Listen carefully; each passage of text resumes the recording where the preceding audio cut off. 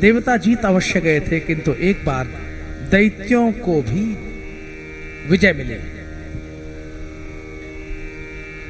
और दैत्यों के महाराज बलि बहुत शक्तिशाली हुए। तब महर्षि कश्यप की अर्धांगिनी धर्मपत्नी अदिति ने प्रार्थना की कि मुझे भी एक परम शक्तिशाली तेजस्वी पुत्र चाहिए। वस्तुतः पिता एक है, माताएं दो हैं। एक बार दिति, जिनको कश्यप ने पुंसवन नाम का व्रत बताया था, किंतु शर्त रखी थी कि अगर तुम व्रत सावधानी पूर्वक न कर सकी तो तुम्हारे गर्भ में पल रहा बालक देवताओं के पक्ष में चला जाएगा। एक दिन दिति व्रत रखने के बाद भूख बहुत ज्यादा थी, दिन भर खाया पिया नहीं था, तो जल्दबाजी में न कुल्ला किया, न हाथ धोए, न पैर धोए और सोने चली गई। गर्भ में बालक पल रहा था। इंद्र ने देख लिया अवसर और माता के गर्भ में प्रवेश करके उस बालक के 7 टुकड़े कर दिए। 7 टुकड़े किए तो वो 7 बालक हो गए। इंद्र और घबराया, अब क्या हो गए? तो 7 हो गए। इंद्र ने उन 7 बालकों के भी 7 टुकड़े कर दिए तो 49 हो गए। अब 49 बालक बन गए, रोने लगे। इंद्र ने कहा, मारुद मारुद, मत रो मत रो। और ये कहते हुए उन 49 बालकों को देवताओं के पक्ष में मिला लिया। मारुद कहने के कारण ही उन 49 बालकों का नाम मरुदगण पड़ गया। 49 प्रकार के वायु का जन्म हुआ। श्री हनुमान जब लंका में गए थे तो लंका में हनुमान जी चले तो हरि प्रेरित ते ही अवसर चले मरुत 49। तुलसीदास जी ने लिखा है। तो ये वही 49 मरुत थे जो दिति के गर्भ से पैदा हुए थे, किंतु शर्त के अनुसार व्रत में चूक के कारण दिति के गर्भ में पल रहा वो एक बालक इंद्र के काटे जाने पर 49 बालक हो गए, लेकिन वो देवताओं के पक्ष में चले गए। अब की बार आदित्य ने प्रार्थना की, महाराज कृपा करके मुझे भी कोई व्रत बताइए। तो महर्षि कश्यप ने अदिति को एक पयोव्रत नाम का व्रत बताया। सावधानी पूर्वक वो व्रत किया और उसका परिणाम यह हुआ कि अदिति के यहां साक्षात भगवान का अवतार हुआ। भाद्रपद मास है, भादो मास है, भादवा महीना है, शुक्ल पक्ष है, द्वादशी तिथि है, चंद्रमा श्रवण नक्षत्र पर है, अभिजित मुहूर्त है, मध्याह्न काल है। भगवान सूर्य गगन के मध्य में अपना रथ रोककर खड़े हुए हैं। सुंदर मंगलमय चिन्ह प्रकट होने लगे और उसी समय भगवान ने माता अदिति के समक्ष वामन के रूप में अपने आप को प्रकट कर दिया। बोलिए वामन भगवान। सबने वामन भगवान को कुछ न कुछ दिया। ब्राह्मण देवता स्तुति करने लगे, स्वस्ति वाचन करने लगे। हरि ओम स्वस्ति न इंद्रो वृद्धश्रवा स्वस्ति न भूखा विश्ववेदाः स्वस्ति नस्तारिक्षो अरिष्टनेमिः स्वस्ति नो बृहस्पतिर्दधातु। बोलिए वामन भगवान की। भगवान वामन प्रकट हुए और सबने भगवान वामन को कुछ न कुछ दिया। देने वालों में साक्षात भगवान सूर्य ने गायत्री मंत्र दिया। सूर्य का मंत्र है गायत्री। सविता देवता ने गायत्री प्रदान की।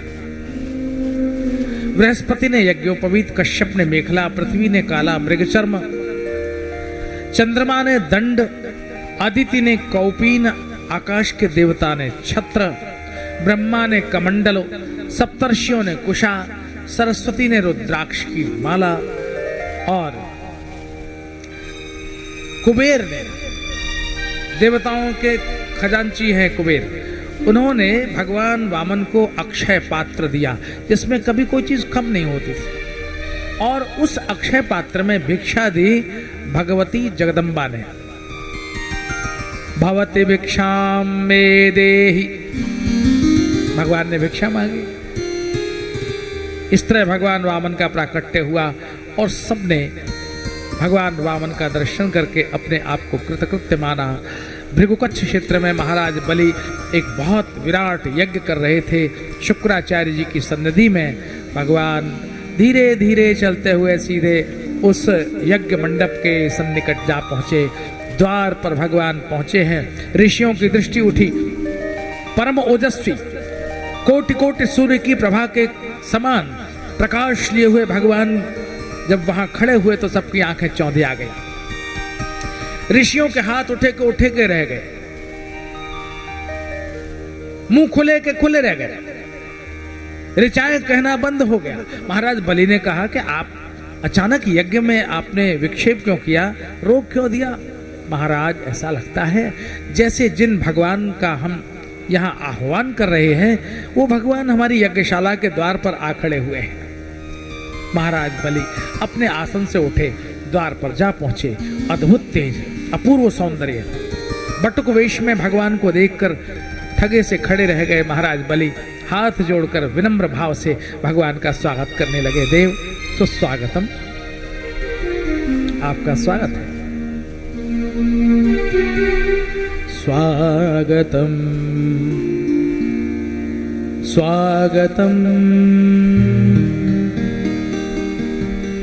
स्वागतम ते नमस्तुभ्यं ब्रह्मन् किं करवामते।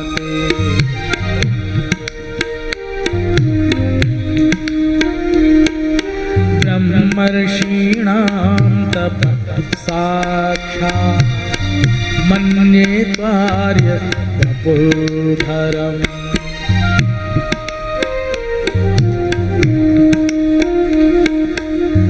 अद्य नः पितरस्त्रेप्ता, अद्य नः पावितं कुलम्, अद्य सृष्टः क्रतुरयम्, यद्भावानागतो गृहान्। स्वागतम् स्वागतम् स्वागतम् स्वागतम्।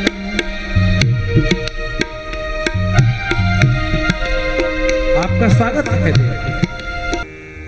और इस अवसर पर आपके लिए कोई विप्र कन्या ढूंढकर आपका विवाह कर दूं, एक छोटी सी बटुआ सी बहू मंगाऊंगा, कन्यादान कर दूंगा, मुझे उसका फल प्राप्त हो जाएगा। आप आदेश कीजिए, मैं आपकी क्या सेवा करूं। प्रसन्न हो गए भगवान वामन। स्वस्तिरस्तु कल्याणमस्तु। वचस्तवैतंजन देव सुनितम कुलोचितम धर्मयुतम यशस्करम। बहुत अच्छा कहा तुमने जो कहा वो कुल के अनुरूप है। तुम्हारे खानदान में तुम्हारे पुरखे इतने उदार थे, जो इतने उदार भाव से द्वार पर खड़े हुए अतिथि को कुछ भी देने के लिए तत्पर रहते थे। कुलोचितम धर्मयुतम, धर्म सम्मत है। द्वार पर आए हुए याचक को देने की बात कह देना, यह भी बहुत बड़ा धर्म है। दान जब होगा तब होगा। और यशस्करम, तुम्हारा ये कहना तुम्हारा यश बढ़ाने वाला है, कीर्ति बढ़ेगी। हे राजन, हम तो थोड़े में संतोष कर लेते हैं। ब्राह्मण हैं, अधिक की चाह नहीं। जितना निभा सके उतना ही मांगना चाहिए। अधिक लेने पर उसको निभा पाना कठिन होगा। इसलिए एक काम करो, पदानि त्रीणि दैत्येंद्र सम्मितानि पदा मम। केवल 3 पैर पृथ्वी मुझे चाहिए, लेकिन सम्मितानि पदा मम, नापूंगा मैं महाराज बलि ने कहा नापेंगे आप क्यों? हमारे यहाँ बड़े बड़े दैत्य हैं, वो लंबे लंबे डग भर कर 3 पैर पृथ्वी नाप देंगे, आपको ज्यादा मिल जाएगी। भगवान ने कहा ज्यादा लेनी होती तो 3 क्यों मांगता, 30 मांग लेता। मैं तो खुद ही नापूंगा, क्योंकि खुद नहीं नापते तो लीला कैसे होती जो वो करने वाले।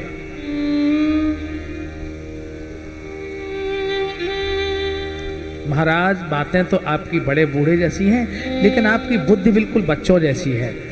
क्या मांग लिया आपने?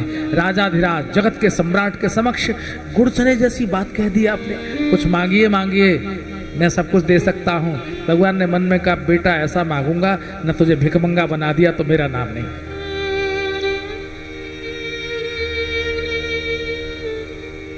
जल का कमंडल उठाया है, संकल्प की तैयारी है। सामने खड़े हुए पुरोहित यज्ञाचार्य शुक्र ने कान में कहा राजन जानता नहीं तेरे सामने खड़ा हुआ कौन है? याचक है भगवान, याचक है। याचक के रूप में कौन है पहचान? एष वैरोचने साक्षात भगवान विष्णुरव्ययः कश्यपाददितेर्जातो देवानां कार्य साधक। ये भगवान विष्णु है। विष्णु देवताओं का काम सिद्ध करने के लिए कश्यप और अदिति के यहां पैदा हुए हैं। जैसे ही ये सुना वैसे ही महाराज बलि की आंखों में आंसू छलछला आए। गुरुदेव फिर तो आज मेरा आपका शिष्य होना सार्थक हो गया। फिर तो मैंने जो अब तक साधना आराधना की है आज वो सिद्ध हो गई। किसी भी शिष्य के जीवन में अगर उसके घर के द्वार पर ईश्वर आ खड़ा हो तो उसके जीवन की सारी साधना पूर्ण हो जाती है। आज मैं धन्य हुआ, दुनिया का दाता याचक बनकर मेरे द्वार पर खड़ा हुआ है। इससे बड़ा अवसर और मेरे जीवन में क्या हो सकता है? शुक्राचार्य ने कहा मूर्ख बात को समझता नहीं, गुरु की आज्ञा की अवहेलना करता है। मैं शाप देता हूं, जा तू श्रीहीन हो जा। महाराज बलि ने कहा मैं श्रीहीन होने को तैयार हूं, लेकिन याचक को वचन देकर फिरने के लिए तैयार नहीं।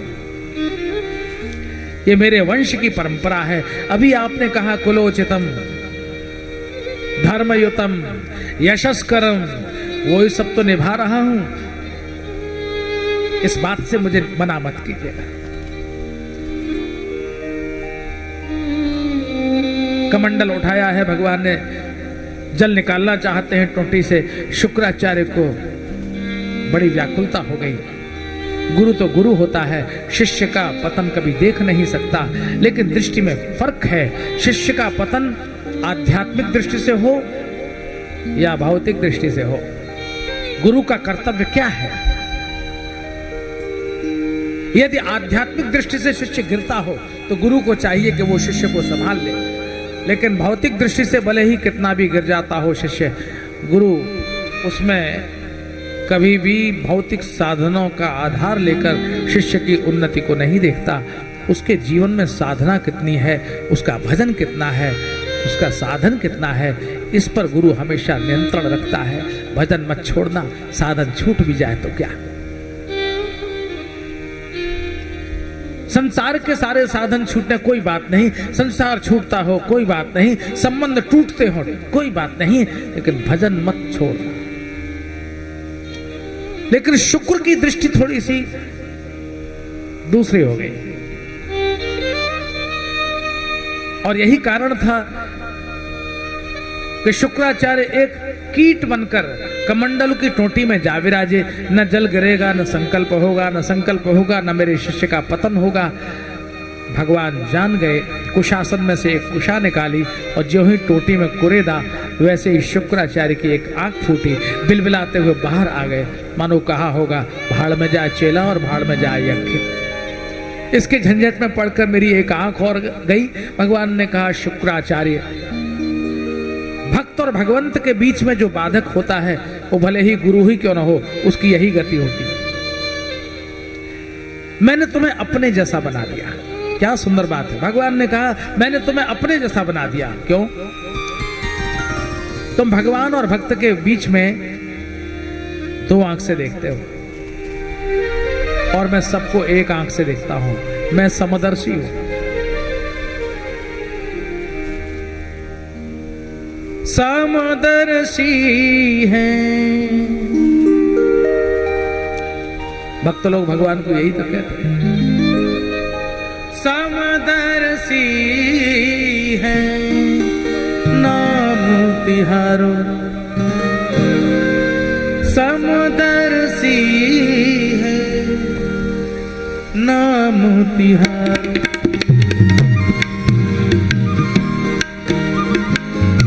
समदर्शी है नाम तिहारो। चाहो तो पार करो प्रभु जी, चाहो तो पार करो प्रभु जी। अवगुण चेतना धरो प्रभु जी मेरे, अवगुण चेतना धरो प्रभु मोरे।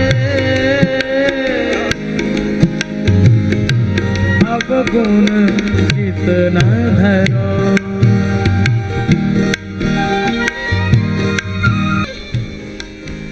हाथ में जल लिया महाराज ने, संकल्प पढ़ा गया है। अंजूरी का जल ज्यों ही पृथ्वी पर छोड़ा है संकल्प करके, वैसे ही भगवान ने विराट होना शुरू किया। एक चरण से आकाश, एक चरण से पाताल, सारे ब्रह्मांड को दो चरणों से नाप लिया और तब बलि को बांध लिया वरुण पाश में। बलि तेरी बात झूठी हो गई। दो ही चरण में सारा ब्रह्मांड नप गया, अब तीसरा पांव कहां रखूं? बलि ने कहा इतनी बेईमानी आज तक ना तो सुनी और ना देखी। मांगते हैं वामन बनकर और नापते हैं विराट बनकर। बहुत जबरदस्त बेईमानी है। भगवान ने कहा दुनिया का ये नियम है, जब आदमी मांगता है तो छोटा ही होता, मांग लेता है तो विराट हो जाता है, मांगने के बाद फिर वो बड़ा हो जाता है। कन्या का पिता कन्या दान करता है और वर का पिता कन्या दान लेता है। लड़का छोटा, लड़के वाले छोटे या लड़की वाले छोटे? एक दे रहा है, देने वाला बड़ा होता है या लेने वाला बड़ा होता है? देने वाला बड़ा होता है। वो बेटी को दे रहा है, कन्यादान कर रहा है और कन्यादान लेने वाला हाथ फैला रहा है। लेकिन जब कन्यादान हो जाता है तब तो फिर कन्यादान लेने वाला व्यक्ति बड़ा हो जाता है, कन्या लेने वाला बड़ा हो जाता है। फिर तो जमाई राजा जब जब आएंगे तब ससुर जी बड़ा आदर करेंगे, हाथ जोड़ेंगे, स्वागत करेंगे। जिंदगी भर जो भी जब भी उत्सव होगा देते ही रहेंगे, देते ही रहेंगे, देते ही रहेंगे, क्योंकि अब कन्या दी है, कन्या दी है, अब देना मेरा धर्म हो गया। मांगने वाला था पहला दिन, लेकिन अब वो मांगता नहीं, बिना मांगे ही मिल जाता है, स्वागत होता है उसका। बेटी वाला देता ही रहता, देता ही रहता है। कितना बड़ा अस्तित्व हो जाता है। पहले दिन वो वामन होता है और जब वो विवाह हो जाता है तो विराट हो जाता है, पूजता ही रहता है, बड़ा बड़ा आदर उसको प्राप्त होता है। महाराज बलि ने कहा आप ये मत समझिएगा कि मैं अपने वचन से छूट गया, मैं अपने वचन से मुकरा भी नहीं हूं, मैं अपनी बात पूरी करूंगा। दो चरणों से आपने ब्रह्मांड नाप लिया, लेकिन एक चीज अभी तक नापी नहीं, जिसको नापे बिना नापना पूरा नहीं होता। सब कुछ नापने के बाद भी आदमी का जो अहंकार है वो बहुत बड़ा होता है, इतना बड़ा, इतना विराट कि उस अहंकार को नापना बहुत कठिन है। देने का अहंकार भी बहुत बड़ा होता है। वो सब जगह कहता फिरता मैंने ये दिया, मैंने वो दिया, ढिंढोरा पीटता है, चिल्लाता है, शोर मचाता है, अहंकार बहुत बड़ा होता है। हे प्रभु आपने 2 चरणों से सारा ब्रह्मांड नाप लिया। अब एक करुणा कीजिए, पदम तृतीयम कुरुशीर्षनि में निजम, आप अपना 3रा चरण मेरे सिर पर रख दीजिए, मेरे अहंकार को नाप लीजिए, आपका लेना पूरा हो जाएगा, मेरा देना पूरा हो जाएगा। भगवान ने ये सुना तो आंख में आंसू आ गए। बलि मैं तुम्हें छलने आया था, लेकिन आज तुमने मुझे छल लिया।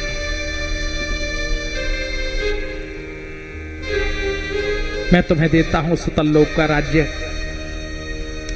और तुम्हारे उस राज्य का द्वारपाल बनकर मैं पहरा दूंगा, तुम्हारा सेवक बनूंगा, तुम्हारा चाकर बनूंगा, तुम्हारी चाकरी करूंगा, नौकरी करूंगा, तुम जो कहोगे मैं वो करूंगा। मैं तो तुम्हारो दास जन्म जन्म को।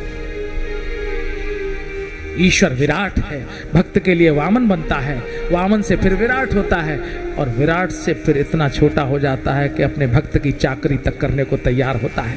यही है ईश्वर की विशेषता। इंसान और भगवान में यही फर्क है। इंसान छोटे से बड़ा हो जाता है तो वो छोटा बनना नहीं चाहता, और भगवान बड़ा है, लेकिन चाहे जब छोटा हो जाता है, चाहे जब बड़ा हो जाता है, इतना बड़ा कि सारा ब्रह्मांड उसमें समा जाए, और इतना छोटा कि सुई के छेद में से पार निकल जाए। ईश्वर है।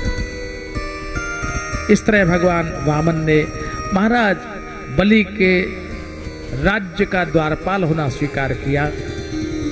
सुतल लोक का राज्य महाराज बलि को दिया। द्रविड़ नरेश महाराज सत्यव्रत ने भी भगवान के एक विराट रूप के दर्शन किए थे। जैसे सुखदेव जी बताते हैं, राजन एक बार भगवान मछली के रूप में प्रकट हुए थे। सत्यव्रत महाराज के कमंडलों में आ गई छोटी सी मछली, देखते देखते विराट हो गई। तब महाराज की बुद्धि चकरा गई। मछली बने हुए भगवान ने कहा,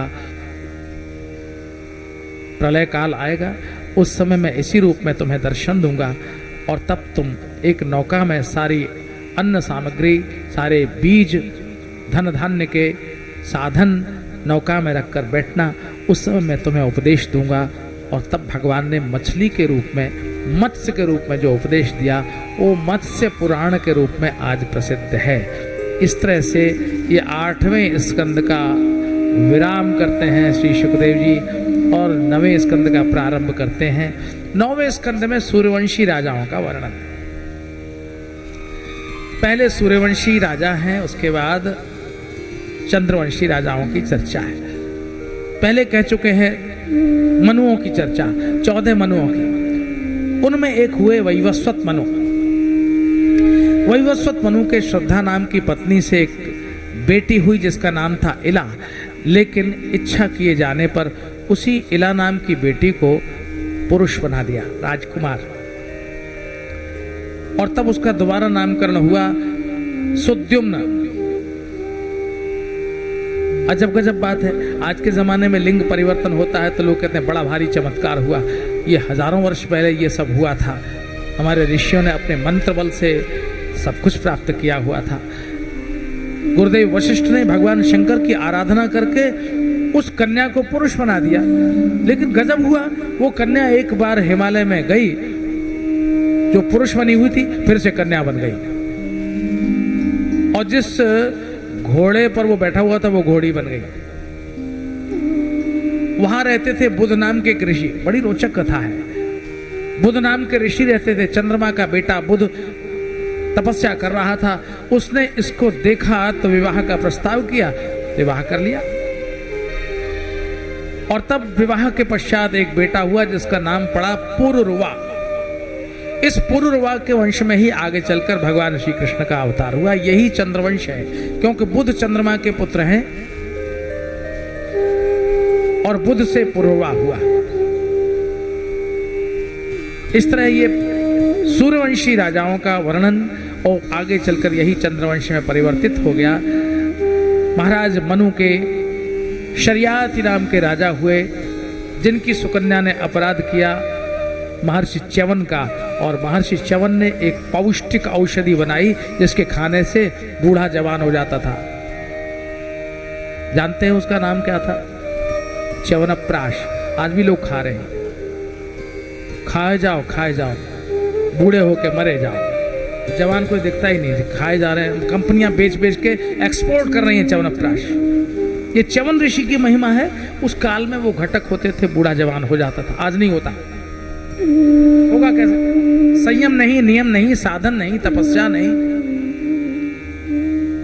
भारतीय औषधि विज्ञान में एक विशेष बात है, और वो ये, औषधि तो खाइए, लेकिन अनुपान कैसे करना पड़ेगा,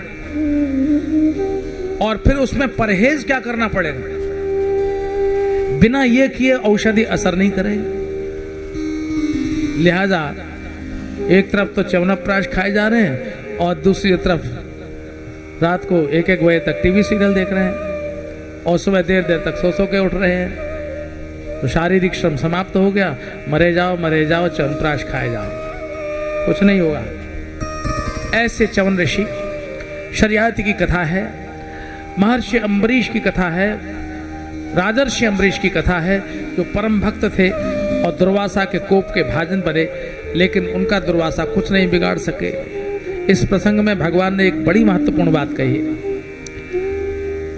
दुर्वासा ने क्रोध में आकर जब अम्बरीश पर अपना सारा क्रोध उतारना चाहा, क्योंकि अम्बरीश ने द्वादशी विद्या एकादशी का व्रत किया था, और जिस दिन एकादशी पूरी करने वाले थे तो दुर्वासा जी को निमंत्रित कर बैठे।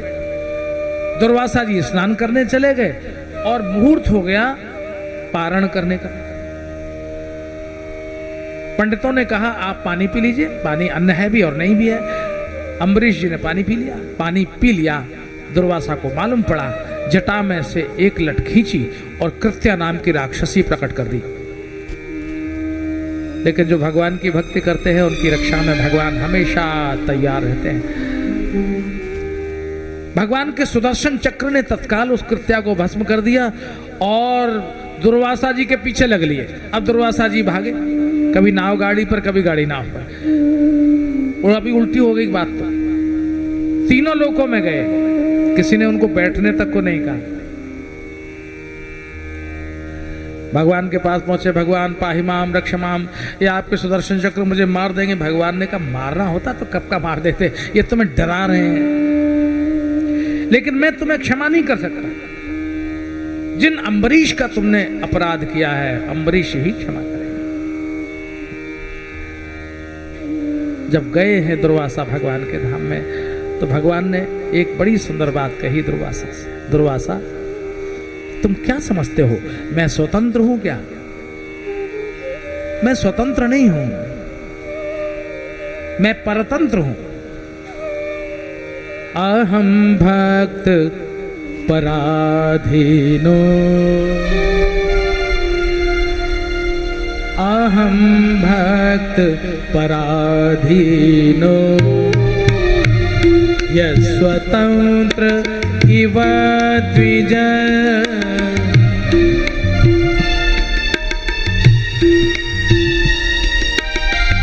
साधुभिर्ग्रस्त हृदयो, भक्तैर्भक्त जनप्रियः।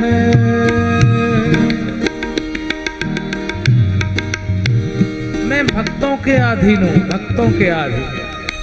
संसार मेरे अधीन है, मैं भक्तों के अधीन हूं। दुर्वासा लौटकर अम्बरीश के पास आए हैं, वहां क्षमा याचना की। अहो अनंत दासा नाम महत्वम दृष्ट मध्यमयी। दुर्वासा कहते हैं आज मैंने भगवान के दास का महत्व देख लिया, वो ईश्वर से भी बड़ा है। क्योंकि मोरे मन प्रभु, मोरे मन प्रभु अस विश्वास। मोरे मन प्रभु अस विश्वास। राम ते अधिक राम कर दासा। राम ते अधिक राम के दासा। राम ते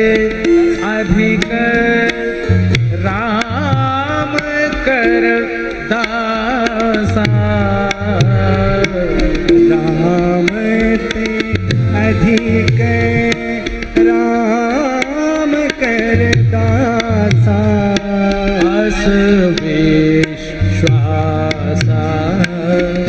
अस विश्वासा।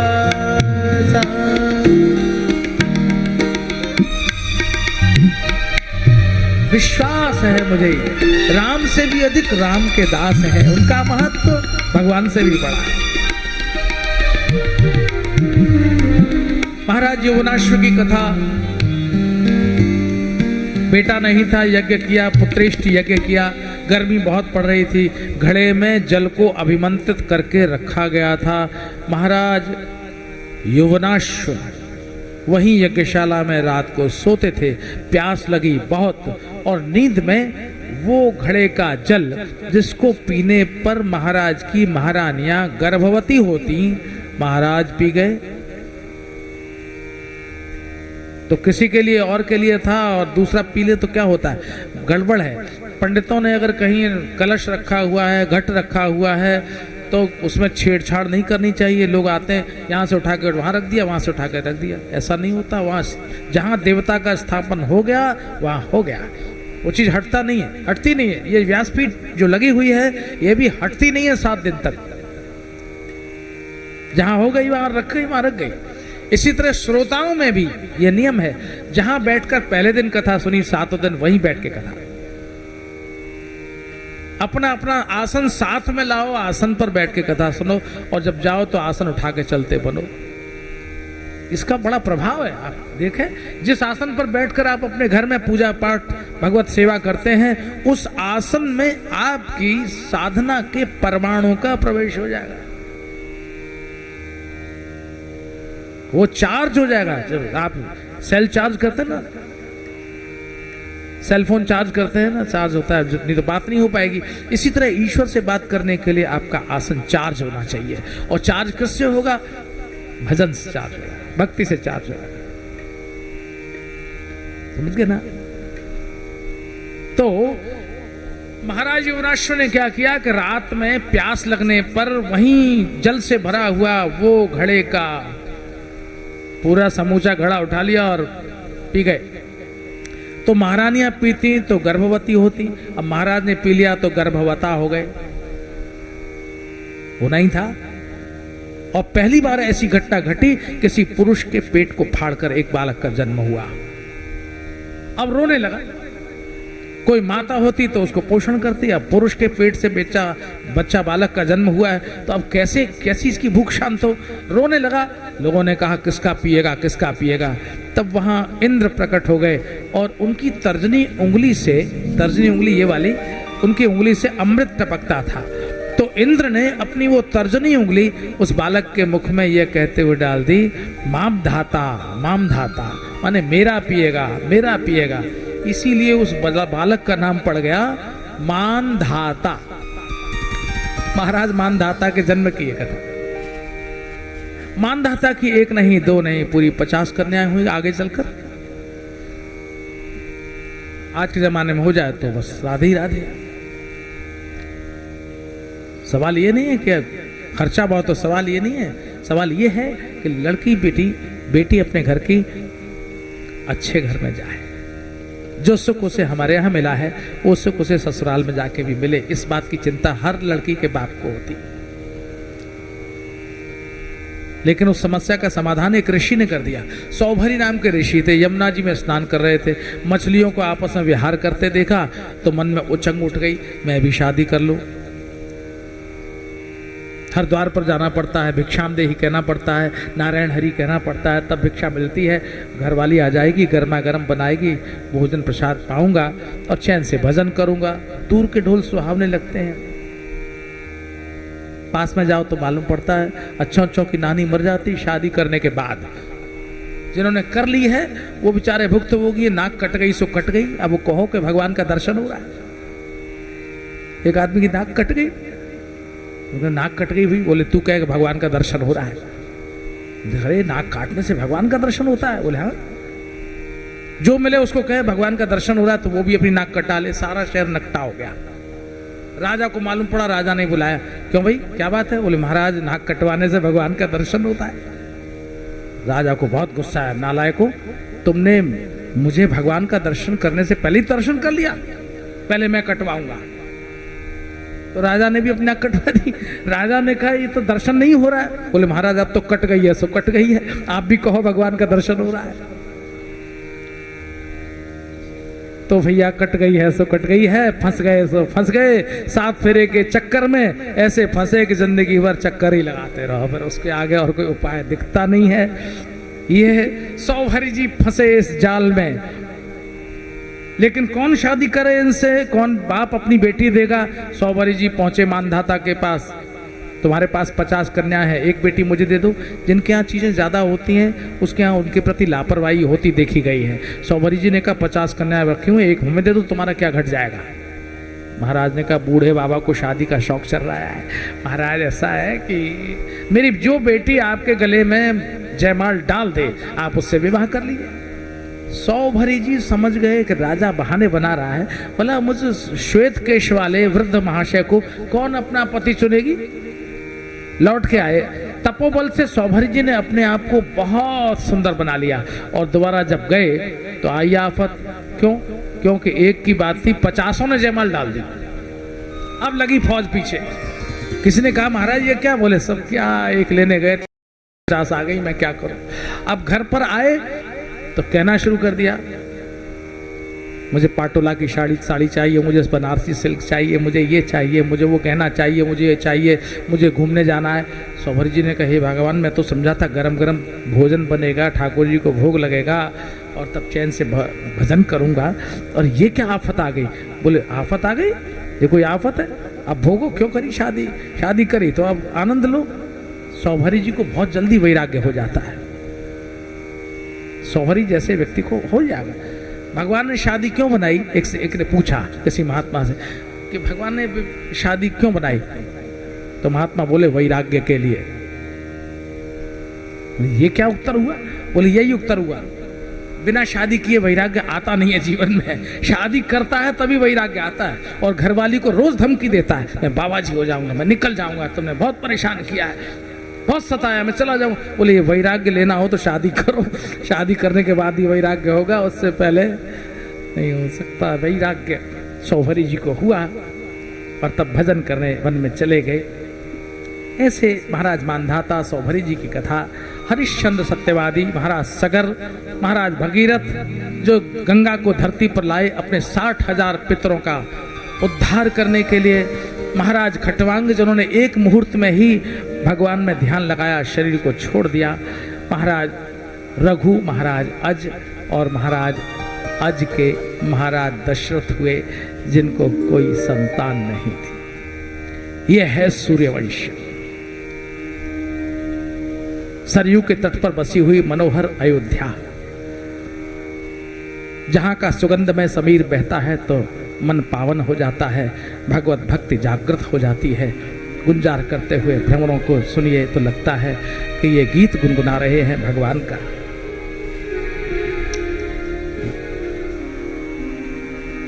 हमारे पूज्य पिताजी ने कुछ एक रचना की है। पूज्य पिताजी हमारे बहुत अच्छे विद्वान भी थे और कवि भी बहुत अच्छे थे, भक्त भी थे, विद्वान भी थे, कवि भी थे, बहुत। तो उन्होंने एक रचना लिखी है, उसके कुछ अंश मैं आपको सुनाता हूं। अयोध्या कैसी है, जिनके लिए भगवान को कहना पड़ा अति प्रिय मोह यहाँ के वासी। यह अयोध्या मुझे बहुत अच्छी लगती। कैसी है? सुंदर उपवन है, भ्रमरावली की गुंजार है, आकाश में आच्छादित मेघों का गमन है, रिमझिम 2-4 बूंदें बरस रही हैं, सरयू के कलकल करते हुए शब्द से सबका मन मुग्ध होता है। ऐसी है ये अयोध्या। सौभाग्यशाली भ्रमरावली भी, सौभाग्यशाली भ्रमरावली भी, आनंद से पुष्प पराग पीके। सौभाग्यशाली भ्रमरावली भी, आनंद से पुष्प पराग पीती, गुंजारती हो वन की दिशाएं, गुंजारती हो वन की दिशाएं। श्री राम सीता वर राघवेति, श्री राम सीता वर राघवेति, श्री राम सीता वर राघवेति, श्री राम सीता वर राघवेति। हे कौशलेशात्मज नायकेति, हे कौशलेशात्मज नायकेति।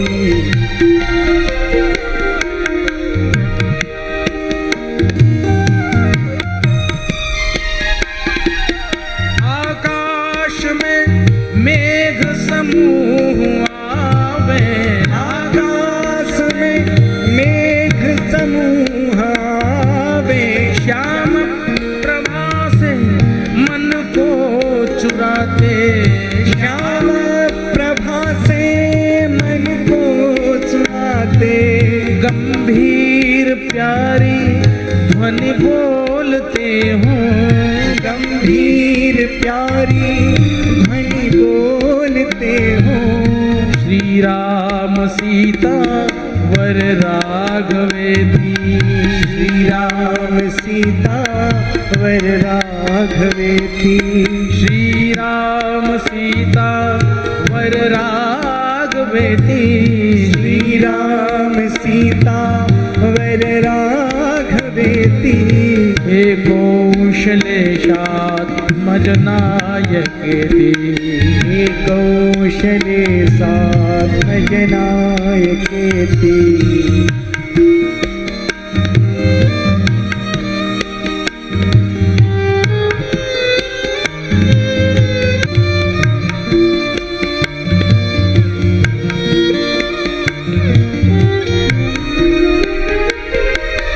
प्रेमी पपीहा सुन गर्जनाएं, प्रेमी पपीहा सुन गर्जनाएं, ऊंचे स्वरों में प्रिय को पुकारे, ऊंचे स्वरों में प्रिय को पुकारे।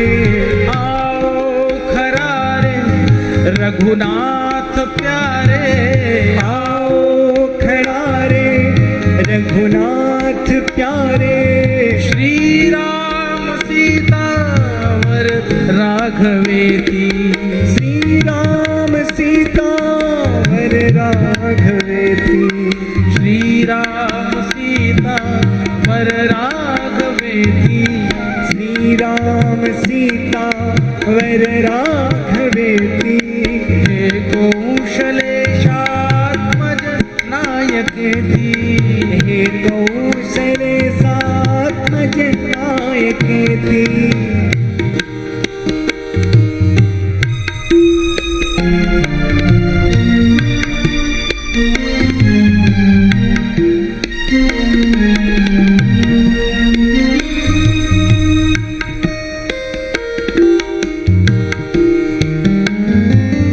प्यारी रसीली ध्वनि बादलों की, प्यारी रसीली ध्वनि बादलों की, ज्यों ही सुनी वन्य मयूर कोने, यूं ही सुनी वन्य मयूर कोने।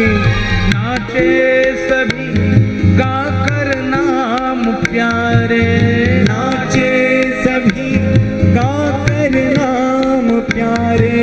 श्री राम सीता वर राघवेति, श्री राम सीता वर राघवेति। हे कौशलेशात्मज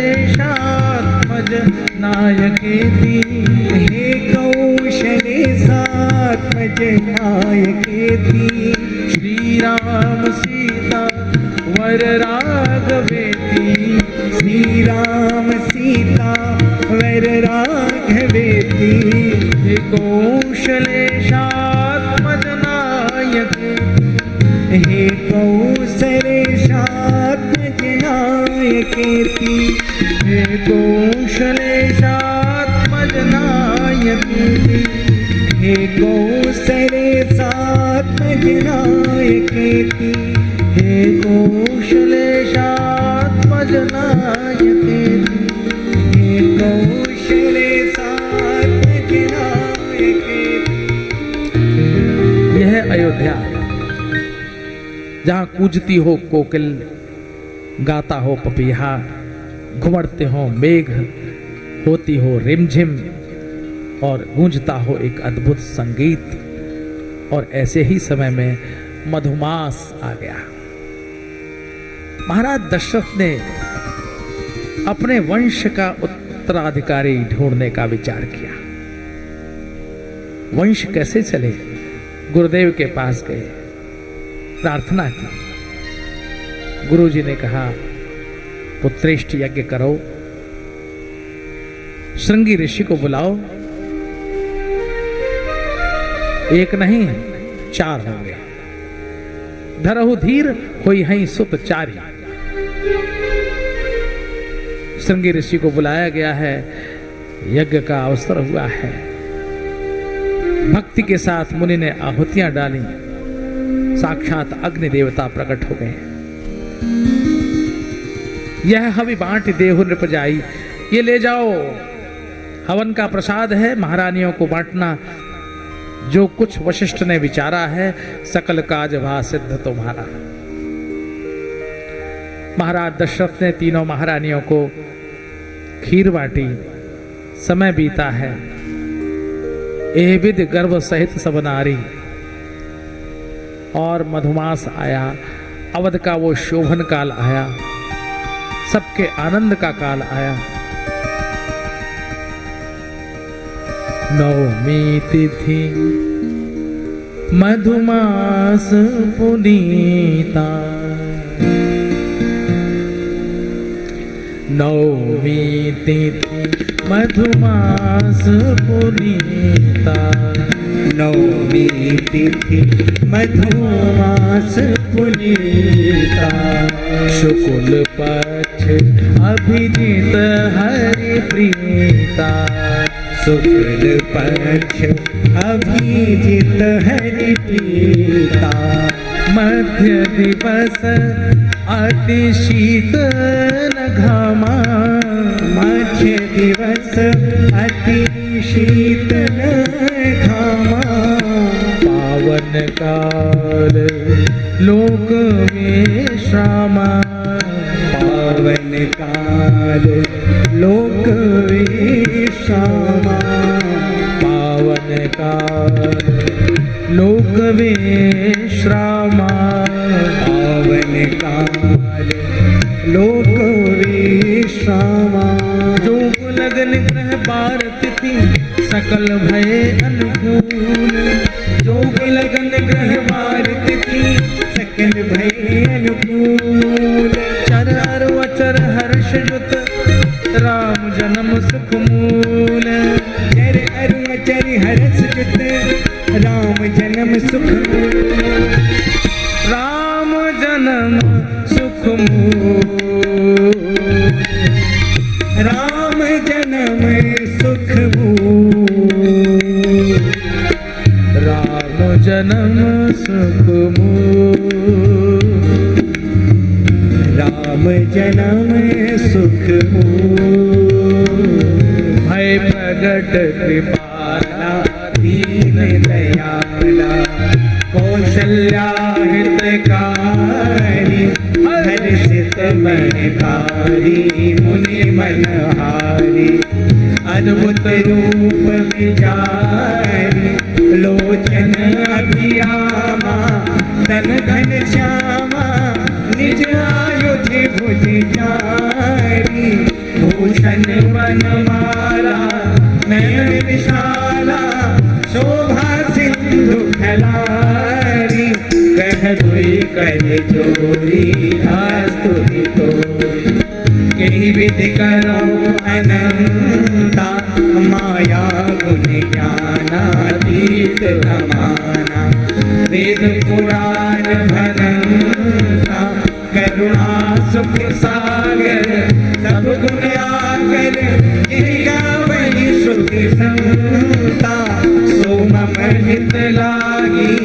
जन अनुरागी भयो प्रकट श्रीकंता ब्रह्मांड निकाया निर्मित माया रोम रोम प्रतिवेद कहे मम उर सोवासी यह उपहासी सुनत धीर मत थिर न रहे उपजा जब ज्ञाना प्रभु मुस्काना चरित बहुत विधि कीन कहे कही कथा सुहाई मात बुझाई यही प्रकार सुत प्रेम रहे माता पुनि बोली सोमति डोली तजहु तात यह रूपा की जैसे सुलीला अति प्रिय शीला यह सुख परम अनूपा सुनि बचन सुजाना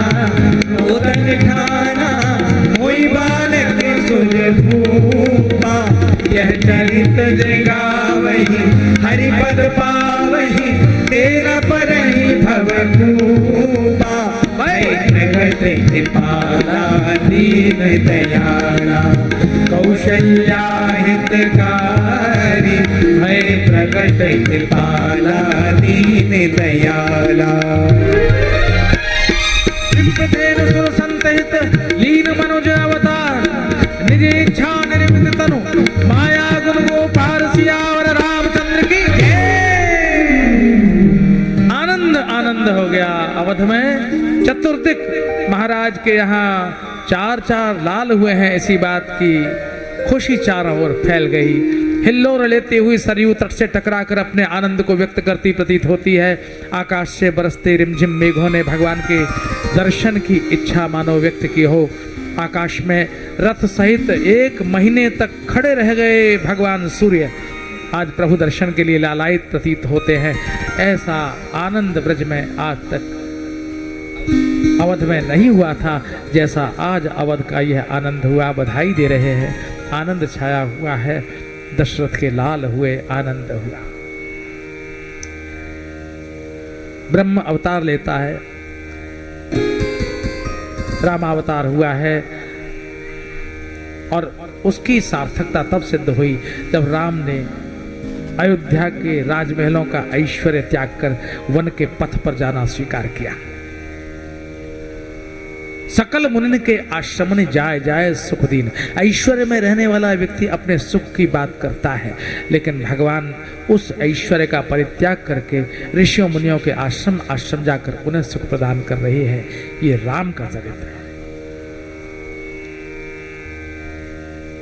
रावण का उद्धार किया है, लौट कर आए हैं। 14 वर्ष के बाद उन्हें राज्याभिषेक हुआ। बहुत से लोगों को ऐश्वर्य को पाने की उतावली रहती है, संपत्ति को पाने की बहुत जल्दी रहती है। जल्दी से हम सत्ता पर बैठ जाएं, जल्दी से धन हमको मिल जाए, संपत्ति मिल जाए। बहुत राम को 14 वर्ष राम ने उसको टाल दिया। कोई उतावली नहीं है। और 14 वर्ष बीतने के बाद भी राम आसानी से अयोध्या नहीं आए। हनुमान को भेजा और कहा देखना अवध का क्या समाचार है, अगर परिस्थिति अनुकूल हो तब मैं अयोध्या आऊंगा। लेकिन चिंता मुझको यह है कि बीते अवध जाओ जो तो जियत न पावो वीर। अगर मेरे भरत भैया को मेरी अनुपस्थिति अनुभव हो गई, 14 वर्ष बीतने पर एक दिन का नहीं, एक पल का भी विलंब हो गया तो मैं अपने भाई भरत को जीवित नहीं देख पाऊंगा, इसलिए अयोध्या जाऊंगा। क्या चीज मायने रखती है? किसी की दृष्टि में संपत्ति मायने रखती है, किसी की दृष्टि में साधन मायने रखते हैं, लेकिन राम की दृष्टि में प्रेम मायने रखता है। और यही है वो राम राज्य जिसकी कामना, जिसकी कल्पना, जिसकी इच्छा इस देश में हमेशा से होती आई है। राम राज्य हो, राम राज्य हो। क्यों? क्योंकि राम राज्य के मूल में धन और संपत्ति सत्ता नहीं, राम राज्य के मूल में एक प्रेम है, एक लगाव है, एक जुड़ाव है, एक अपनापन है। सबके लिए सुख लुटाने की भावना है और सबके लिए दुख सहने की भावना है। राजमहल के ऐश्वर्यों का परित्याग करने वाला राम तभी एक आध्यात्मिक इतिहास पुरुष बनता है जब वो वन को जाता है। अगर राम वन में न गए होते, राम एक राजपुत्र होकर रहे होते, राम दशरथ नंदन हो गए होते, तो राम का इतिहास उतनी गरिमा से शायद न गाया जाता। राम कथा बनी ही इसलिए क्योंकि राम के जीवन में त्याग की पराकाष्ठा है। वे दूसरों के लिए जिए। उन्होंने सुख कुटिया कुटिया में, घर घर के द्वार पर पहुंचाया, इसलिए राम की विशेषता बन पड़ी। सुखदेव जी मानो कहना चाहते हैं, भागवत महापुराण के 9वें स्कंद का 10वां और 11वां अध्याय रामचरित्र को समर्पित है, और वो इसलिए कि राम कथा सुने बिना कृष्ण कथा सुनने का अधिकार नहीं मिलेगा। पहले आदमी बन जाना, वरना डायरेक्ट कृष्ण चरित्र में अप्रोच करोगे तो पशु होने की संभावना पूरी है। पशुत्व में काम है, क्रोध है, लोभ है, मोह है, बहुत जल्दी ग्रिप होती है इन विकारों की। पहले राम बन जाना, पहले त्याग सीखना, पहले मर्यादा सीखना, पहले जीवन की सीमाओं को बांधना, पहले जीवन जीने की कला सीखना। जीवन के जब ये अध्याय व्यक्ति के साथ जुड़ जाएंगे तो उसे कृष्ण कथा सुनने का अधिकार मिल जाएगा। इसलिए पहले रामचरित्र सुनाया, उसके बाद कृष्ण कथा। चंद्रवंश में बुध हुए, चंद्रमा के पुत्र बुध हुए, बुध से पुरुरवा हुए। शुरू का इतिहास वर्णन करते हैं। नारायण की नाभि से कमल, कमल से ब्रह्मा, ब्रह्मा से अत्रि, अत्रि के नेत्र से चंद्रमा, चंद्रमा से बुध, बुध से पुरुरवा, और पुरुरवा उर्वशी के संयोग से आगे जो वंश चला, उसी वंश में आगे चलकर भगवान कृष्ण का अवतार हुआ, तो चंद्रवंश कहलाया। महाराज परीक्षित पूछते हैं, भगवान कृपा पूर्वक बताइए, आपने बड़ा सुंदर इतिहास सुनाया, वर्णन किया, विस्तार से आपने चंद्रवंश और सूर्यवंश सुनाया। अब मैं सुनना चाहता हूं कि कैसे भगवान ने वसुदेव के यहाँ अपने आप को प्रकट किया। कथितो 10वां स्कंद शुरू हो रहा है, भगवान श्री कृष्ण के चरित्र का प्रारंभ हो रहा है, और महाराज परीक्षित प्रार्थना कर रहे हैं। कथितो वंश विस्तारो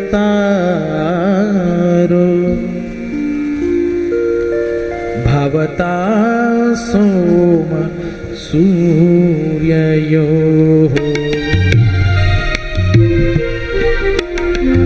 कथितो कथितो वंश विस्तारो भवता सोम सूर्ययोः राज्ञां चोभयवंशानां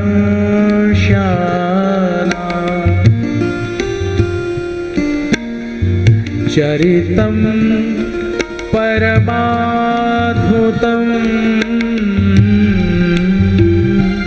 कथितो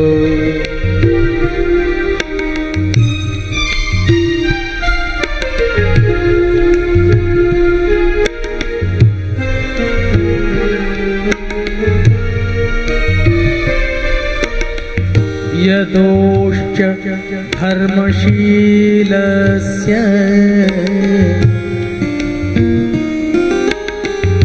नितरां मुनि सत्तमा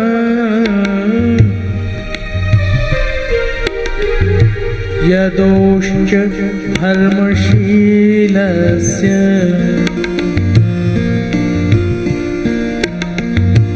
नितरां सत्तमा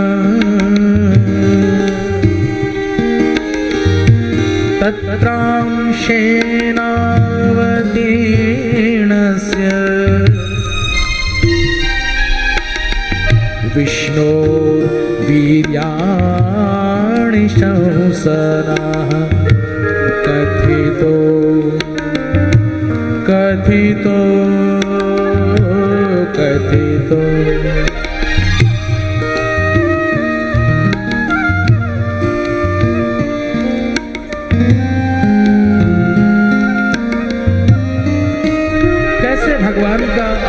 अंशों सहित अवतार हुआ, ये मैं आपके श्रीमुख से सुनना चाहता हूं। न मुझे भूख है न प्यास है, आपके श्रीमुख से निश्चित भगवत कथा अमृत का पान मैं सतत करते रहना चाहता हूं। देव सुनाइए कथा, सुनाइए कृष्ण कथा, सुनाइए कृष्ण प्राकट्य की कथा, मैं आपके श्रीमुख से सुनना चाहता हूं। आज सुखदेव जी प्रसन्न हो गए। हे राजन, बहुत अच्छा तुमने प्रश्न किया। सम्यक व्यवस्थिता बुद्धि तव राजर्षि सत्तमा, राजर्षि श्रेष्ठ तुम्हारी बुद्धि व्यवस्थित है, इसलिए भगवत कथा सुनने के लिए लालायित।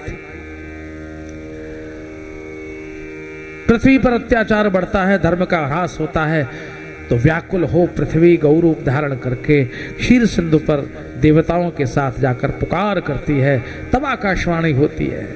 वसुदेव गृहे साक्षात जनि डर पहु मुनि सिद्ध सुरेसा, डरो मत। वसुदेव गृहे साक्षात भगवान पुरुष परः जनिष्यते तत्प्रियार्थम संभवन्तु सुरस्त्रियः। वसुदेव घर में वसुदेव जी के घर में साक्षात भगवान अवतार लेंगे और तब वहां भगवान अपनी लीलाओं से सबको आनंदित करेंगे, ऐसा आश्वासन दिया। लौट कर आए हैं देवता और यहाँ मथुरा में कंस अपनी चचेरी बहन को विदा करने जा रहा था। आकाशवाणी हुई, कंस जिस बहन को इतने प्रेम से विदा करने जा रहा है, उसी देवकी के गर्भ से जन्म लेने वाला 8वां बालक तेरा हंता होगा। आकाशवाणी सुनी, कंस ने तलवार निकाल ली, मारना चाहा। वसुदेव ने समझाया, हम तुम्हें उस बालक को सौंप देंगे। उन्मन लौट आया, लेकिन नारद ने पट्टी पढ़ाई, सोचा अत्याचार बढ़ेंगे नहीं तो भगवान के आने में देरी होगी। कंस को कहा, बंद कर दो कैद खाने में, छोड़ना मत एक भी बालक। देवताओं की गिनती उल्टी सीधी पता नहीं कौन सी होती है, ऊपर से नीचे, नीचे से ऊपर, पहले से पहला 8वां है या आखिरी 8वां है या बीच का 8वां है। कंस ने क्रूरता के साथ 6 बालकों का वध कर दिया। 7वां बालक भगवान की ही इच्छा से रोहिणी के गर्भ में स्थापित हो गया। भगवान बलदाव जी का अवतार हुआ और तब 8वां बालक जब प्रकट हुआ है, तब चकित हो गए देखकर वसुदेव। अद्भुत बात है, बालक का जन्म होता है, सबसे पहले माँ बालक को देखती है, लेकिन श्री कृष्णावतार में ये अद्भुत प्रसंग हुआ कि सबसे पहले पिता ने बालक को देखा। और देवकी क्या कर रही थी? खर्राटा ले रही थी। आधी रात का समय, गर्जन तर्जन करते हुए मेघ छाए हुए थे। अथ सर्वगुणोपेत काल परम शोभन है, परम शोभन काल है। ऐसे में भगवान जब प्रकट हुए तो देखा वसुदेव ने, तमद्भुतम बालकमम्बुजे क्षणम चतुर्भुजम शंख गदायुधायुधम श्रीवत्स लक्ष्मण गलशोभिकौस्तुभम पीतांबरम सांद्र पयोद सौभगम। चिंता हो गई वसुदेव को। गोद में लेकर भगवान जब छोटे बालक बन गए, गोद में लेकर पहुंचे हैं गोकुल में, और वहां भगवान की ही इच्छा से योग माया ने कन्या के रूप में जन्म लिया था। यशोदा के पलंग से कन्या को उठाया और अपने लाडले लाल को मैया यशोदा के पलंग पर लिटा दिया। धीरे से दबे पांव वापस आए हैं तो कन्या बड़ी जोर से रोने लगी। पहरेदार जो सो गए थे वो जाग गए और विद्वानों ने कहा, यही तो सत्य है। जब ब्रह्म आता है, जब ब्रह्म आता है तो बंधन खुलता है, और जब माया आती है तो बंधन फिर से बंध जाता है। माया आई, कन्या आई, बंधन बंध गया। ब्रह्म आया था, ईश्वर आया था, बंधन खुल गया था। यही ब्रह्म और माया के विशेष गुण है। आज जब लौट कर आए हैं वसुदेव कारागार में, द्वारपालों ने जाकर सूचना दी, महाराज देवकी के एक कन्या पैदा हुई है। कंस क्रोध में दौड़ा हुआ आया, कन्या छीन ली, धरती पर पटकना चाहा, हाथ से छूट गई, अष्टभुजा देवी के रूप में प्रकट हो गई। मूर्ख, तू मुझे क्या मार, तू मुझे क्या मार, तू मुझे क्या मार, तू मुझे क्या मार, तुझको मारने वाला तो ब्रज में कहीं जन्म ले चुका है, ले चुका है। व्याकुल मन कंस वापस अपने महल में लौटा है और वो देवी विंध्याचल पर विराजमान हो गई। विंध्यवासिनी के रूप में उसकी आज भी प्रतिष्ठा होती है। बोलिए विंध्यवासिनी भवानी की। इस तरह यहाँ तो ये घटना घटी और वहां ब्रज में रात बीती। भोर होते ही जैसे ही एक गोपी ने देखा कि मैया के पलंग पर सांवरा सलोना एक छोटा सा लाल है, बस उमगती हुई पुकारती हुई बाबा के पास जा पहुंची और बड़े उच्च स्वर में बाबा को बधाई देने लगी। बाबा बधाई है, बधाई बधाई शब्द बड़े उच्च स्वर में बोलिए, गगन गुंजायमान हो जाए, ऐसा बोलिए दूर तक लोगों को सुनाई पड़े। बधाई है, बधाई। शांतिरंतरिक्षगुं शांतिः पृथिवी शांतिराप्या विरज वीणावती लाला प्रकट भैया विरज में लड़ुआ बने लाला प्रकट भैया विरज में लड़ुआ बने लाला प्रकट भैया विरज में लड़ुआ बने लड़ुआ बनेगी लड़ुआ बने लड़ुआ बने खड़ुआ बने लड़ुआ बनेगी खड़ुआ बने लड़ुआ बने खड़ुआ बने लाला प्रकट भैया बिरज में लड़ुआ बने लाला प्रकट भैया बिरज में लड़ुआ बने केसर कस्तूरी से भर दो तलैया केसर कस्तूरी से भर दो तलैया केसर कस्तूरी से भर दो तलैया केसर कस्तूरी से भर दो तलैया भर दो तलैया और बाटो मिठैया भर दो तलैया और बाटो मिठैया भर दो तलैया और बाटो मिठैया भर दो तलैया और बाटो मिठैया और मोहरों की कर दो बौछार बिरज में लड़ुआ बैठे और मोहरों की कर दो बौछार बिरज में लड़ुआ बैठे लाला प्रकट भैया बिरज में लड़ुआ बैठे लाला प्रकट भैया बिरज में लड़ुआ बैठे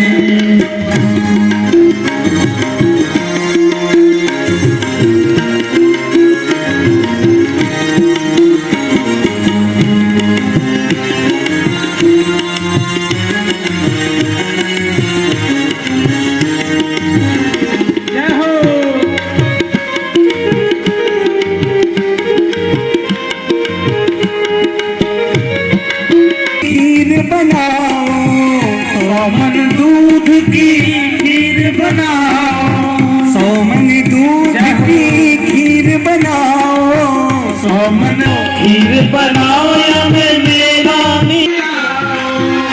और बामन जिमावो हजाओ बिरज में लड़ुआ बने बामन जिमाओ हजार बिरज में लड़ुआ बने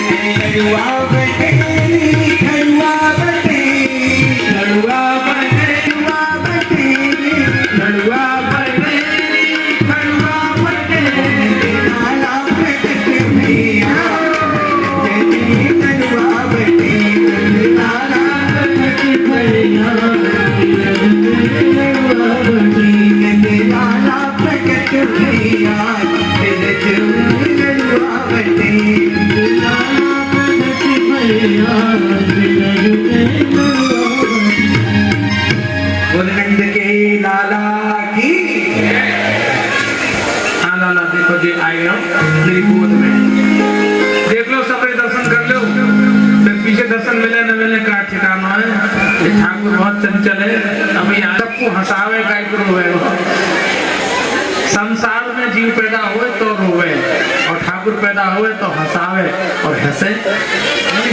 देखो कितना मलूक है सुंदर। देख राई तो है भी, तुम नाची कूदी नहीं, अब तुम अपनी तरह से नाचो कूदो जो जुदा हो।